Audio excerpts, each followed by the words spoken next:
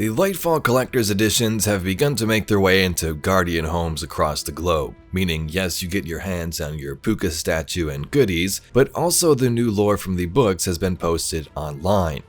Today we're going to discuss Ikora's investigation of Osiris and secrets he learned while Savathun took his form the last year.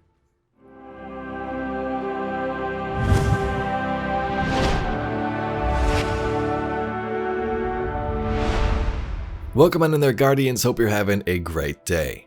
So in this collector's edition there are 3 separate little booklets. One deals with Osiris and Ikora investigating him, another with Cabal history, Callus and Keitel, and the last one with the Exo Stranger and her new Pouka fish thing. Today we're going to talk about Osiris, and then the next couple of days we'll dive into the other 2. The whole Osiris book deals with Ikora investigating Osiris.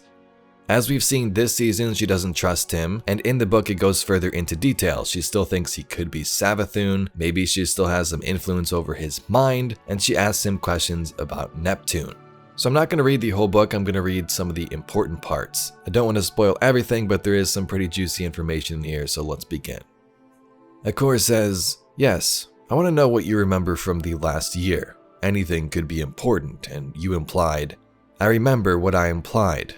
I remember she kept some sort of connection to me, to rely on my experiences and memories, you see. Most of the time I was delirious and lost in darkness. Very occasionally I caught glimpses." Glimpses? Yes, of her thoughts or feelings. Knowledge that surely would compromise a god of secrets. So it could not have been intended. Something must have gone awry in her plans, and would account for the scattered nature of that which I recall. There are a number of things it could be attributed to. The influence of darkness, the Nezarec relics. The intrusion of Zivu-Arath's forces during the ritual might have disrupted Savathun's influence, or perhaps her death and resurrection might have had some effect on you. Debating the reasons does not interest me. The data does. We have thought Neptune to be a dead end, a hope that was never realized. But she knew something about it, or perhaps something on it which brought her power. Some deception or hidden truth, some bluff that she had held uncalled against the witness and its disciples. Though my senses were darkened, that much was clear through the murk of her throne world. There was a secret she kept veiled, even to the last.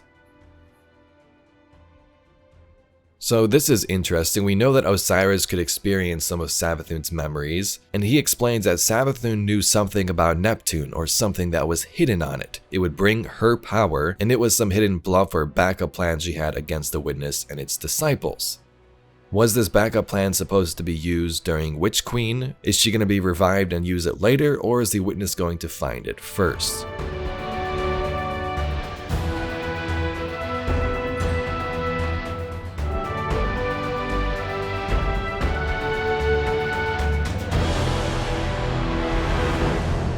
So, Neptune and secrets. Inanna. What is it? A thought, an echo of one. The return from the underworld, and Inanna cast off her veil. It makes sense. I did not understand when I first felt clutching whispers, carrying wisdom away from Kerr when she strode into the sunlight again. Osiris murmuring, self-directed, see initial notes. Focusing, clears throat. Ikora, the witness.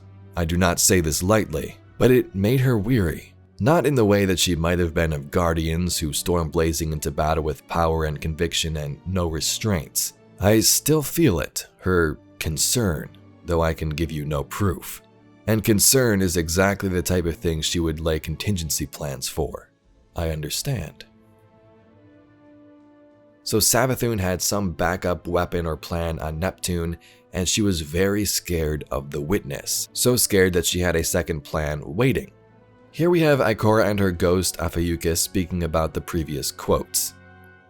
I never would have thought there was anything that could scare a hive queen. It's worrying. Of course it's worrying. He as much as said Savathun was scared of the witness. Ikora and Apphayukas did not look at each other. This shared feeling resonated in the gap between them, tremulously tangible. And if he had that close of a connection, Savathun could have left one of those contingency plans in him, Apphayukas said finally. We both want to trust him, but there's no guarantee that Neptune is anything other than a trap.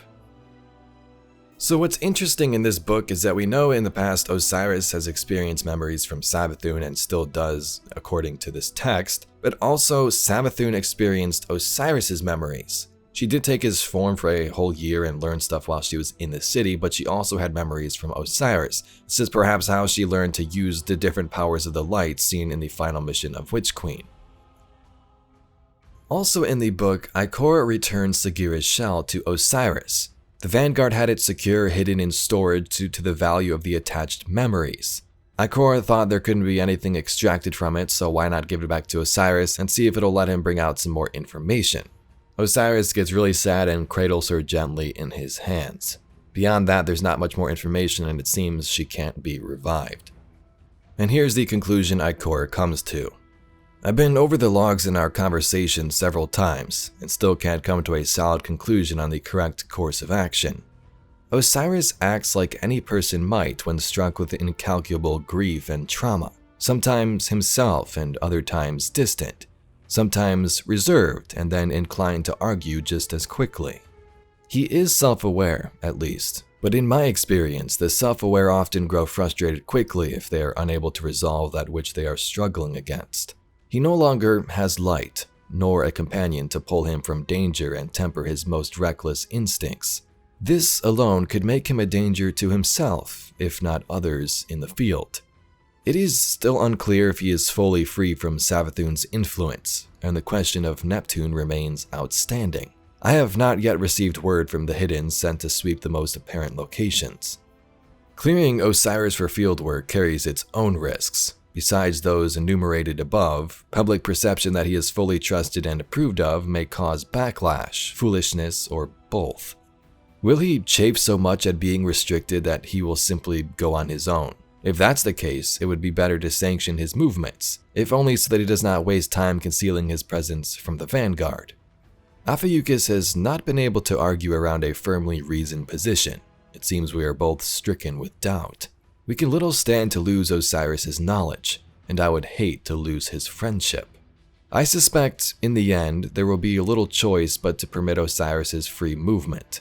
That being said, delaying such a decision as long as possible to give him time to heal, to give us time to search, may be the best of several imperfect options. I am still worried. Ikora investigates Osiris. She learns some information about Neptune and Savathun's thoughts within Osiris, but she can't come to a conclusion with her ghost. She's still worried about him. She's not sure if Savathun still has that influence. Anyway, Guardians, that's all we got for today's video. As mentioned, the other two books, Elsie and About Callus and Keitel, will be up over the next couple of days and week. If you'd like to see some other Destiny lore and mysteries just like this video, please be sure to subscribe to the channel. Anyway, I thank you very much for watching and I'll catch you all in the next video.